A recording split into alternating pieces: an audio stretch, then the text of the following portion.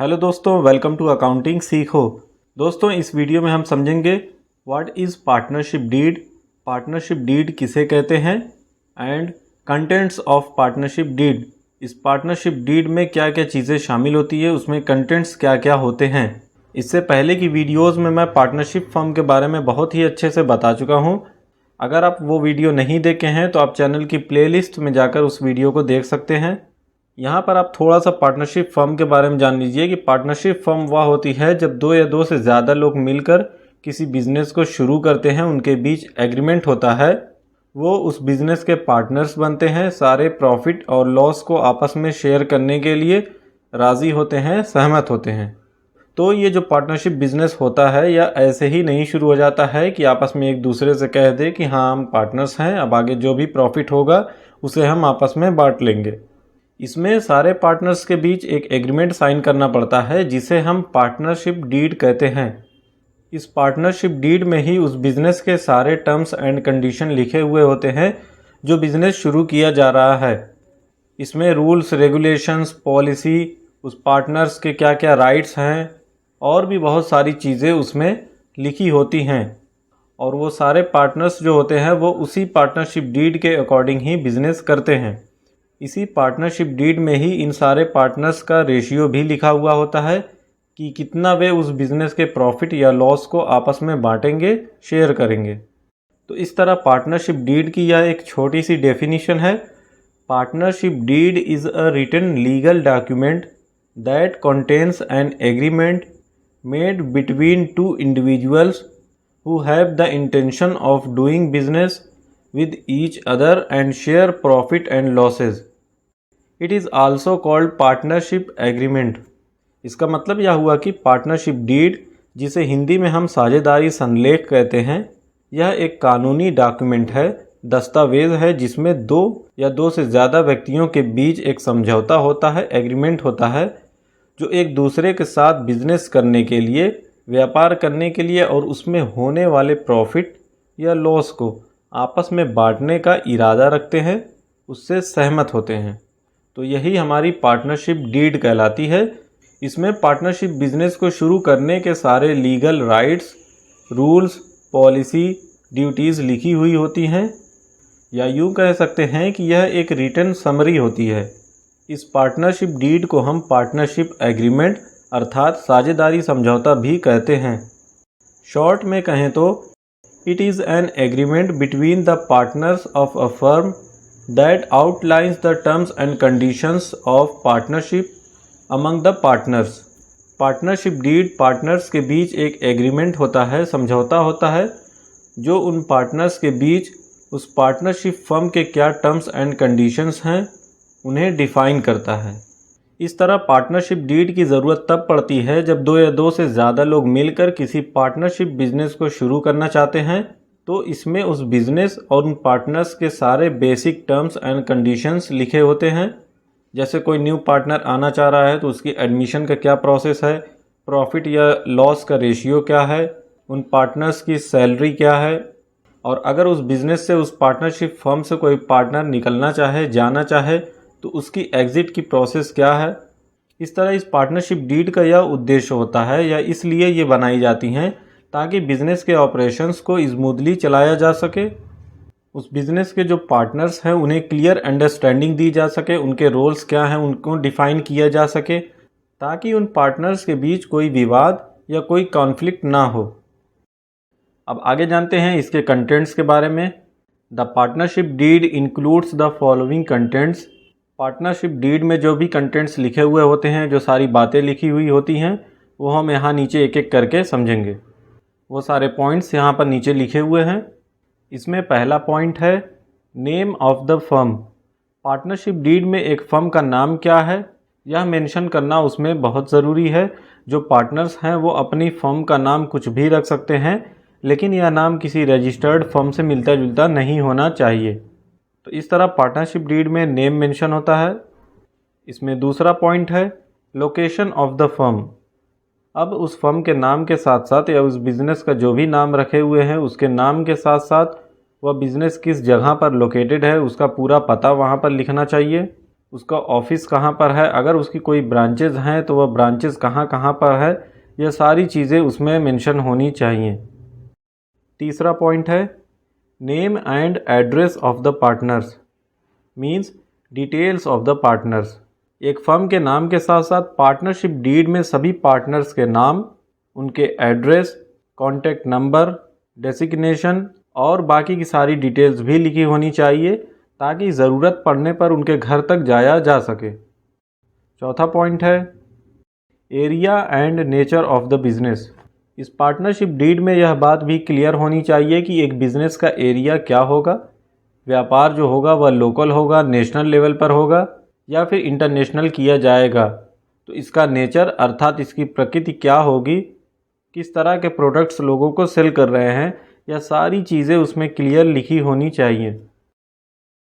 इसका पांचवा पॉइंट है duration of partnership firm. Partnership deed में एक पार्टनरशिप फर्म की ड्यूरेशन भी मेंशन होनी चाहिए कि कितनी अवधि के लिए वह बिज़नेस किया जा रहा है, वह लिमिटेड पीरियड के लिए है, कोई स्पेसिफिक पर्पस के लिए, किसी स्पेसिफिक प्रोजेक्ट के लिए वह किया जा रहा है और वह पूरा होते ही उस बिज़नेस को बंद किया जाएगा, या फिर अनलिमिटेड पीरियड के लिए, हमेशा के लिए उस बिज़नेस को करने की सोचे हैं। तो उसके उद्देश्य क्या है, वह कितने साल के लिए, कितने महीने के लिए वह बिज़नेस किया जाएगा, यह ज़रूर उसमें मेंशन किया जाना चाहिए। नेक्स्ट है capital employed by the partners. Partnership deed में यह भी क्लियर लिखा होना चाहिए कि उस फर्म की जो टोटल कैपिटल है वह टोटल कैपिटल कितनी है और उसके जो पार्टनर्स हैं वह पार्टनर्स उसमें कितना कंट्रीब्यूट किए हैं, उनका योगदान कितना है, कितनी कैपिटल उसमें इन्वेस्ट की गई है, वो पार्टनर्स उस कैपिटल को कैश के फॉर्म में कंट्रीब्यूट किए हैं या वह असेट्स की फॉर्म में है। इस तरह वह किस तरह की कैपिटल है, क्या क्या उसमें इन्वेस्टमेंट हैं, वह सारी चीज़ें उसमें डिटेल में लिखी होनी चाहिए। नेक्स्ट हमारा पॉइंट है ratio of profit and loss, means sharing of profit and loss. एक पार्टनरशिप फर्म के प्रॉफिट या उसके लॉस में उनके पार्टनर्स का रेशियो कितना होगा, यह भी उस पार्टनरशिप डीड में लिखा होना चाहिए कि किस रेशियो में वो पार्टनर्स प्रॉफिट या लॉस को डिस्ट्रीब्यूट करेंगे। यह जो रेशियो हैं यह सभी पार्टनर्स में इक्वली डिस्ट्रीब्यूट किए जा सकते हैं, बांटे जा सकते हैं, या फिर जो जितना कैपिटल कंट्रीब्यूट किया है, इन्वेस्टमेंट जो जितना किया है उस रेशियो में भी बांटे जा सकते हैं, या फिर वह कुछ भी रेशियो डिसाइड करके बिजनेस शुरू कर सकते हैं।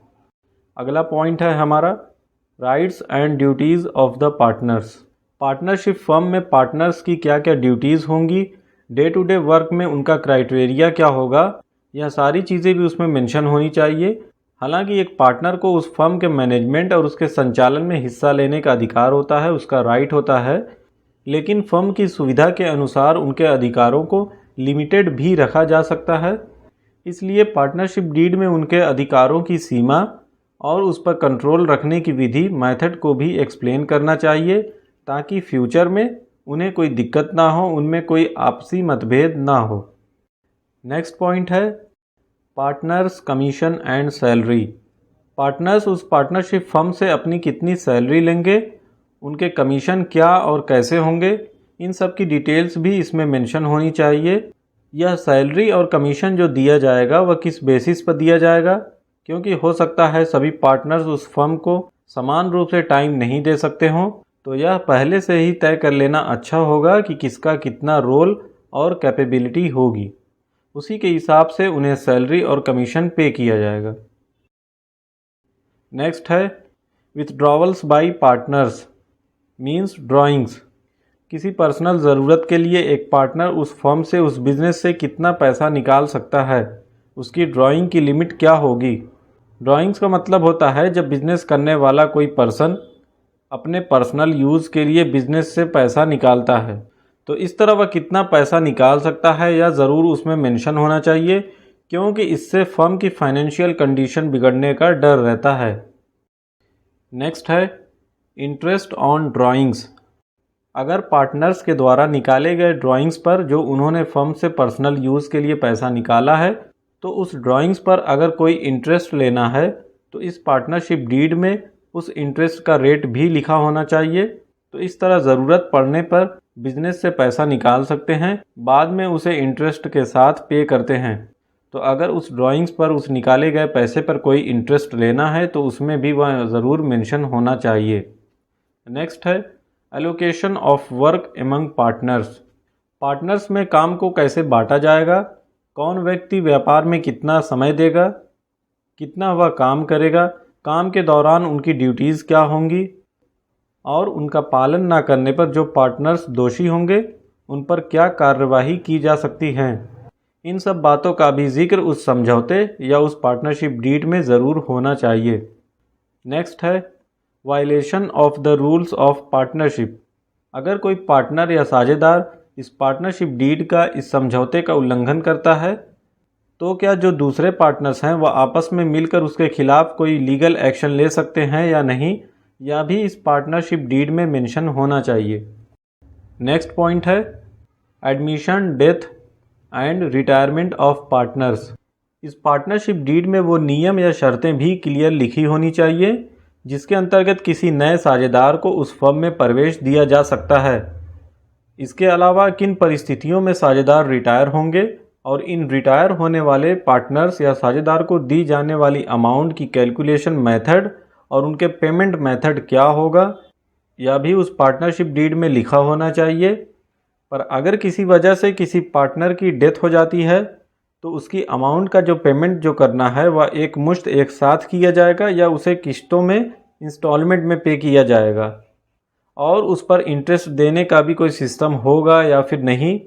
और भी इसके अलावा बहुत सारी बातें होती हैं जो इस पार्टनरशिप डीड में लिखी हुई होती हैं एक पार्टनर के एडमिशन, डेथ और उसके रिटायरमेंट्स को लेकर। पार्टनरशिप डीड का नेक्स्ट और लास्ट पॉइंट है, इसका लास्ट कंटेंट है procedure of dissolution of a firm. अगर पार्टनर किसी भी वजह से पार्टनरशिप फर्म को बंद करना चाहते हैं तो उसका क्या प्रोसीजर होगा, यह सब भी उस पार्टनरशिप डीड में मेंशन करना बहुत ज़रूरी है। इसी के अकॉर्डिंग उसका डिसोल्यूशन होगा या वह पार्टनरशिप बंद की जाएगी। तो इस तरह दोस्तों ये सारे कंटेंट्स जो होते हैं यह पार्टनरशिप डीड के अंदर लिखे जाते हैं। उम्मीद करता हूँ आपको यह वीडियो यूज़फुल लगी होगी। अगर इस वीडियो के थ्रू आपको कुछ समझ में आया हो तो इस वीडियो को लाइक करें, और अगर आप ऐसे ही और एजुकेशनल कंटेंट को आगे भी देखना चाहते हैं तो चैनल को सब्सक्राइब करें। यह बिल्कुल फ्री है, आपको ऐसे ही और अलग अलग सब्जेक्ट्स से रिलेटेड वीडियोस आगे मिलती रहेंगी। तो नोटिफिकेशन बेल को ऑन करना मत भूलिएगा। अलग अलग सब्जेक्ट्स से रिलेटेड आर्टिकल्स को पढ़ने के लिए हमारी वेबसाइट अकाउंटिंग सीखो पर एक बार ज़रूर विज़िट करें।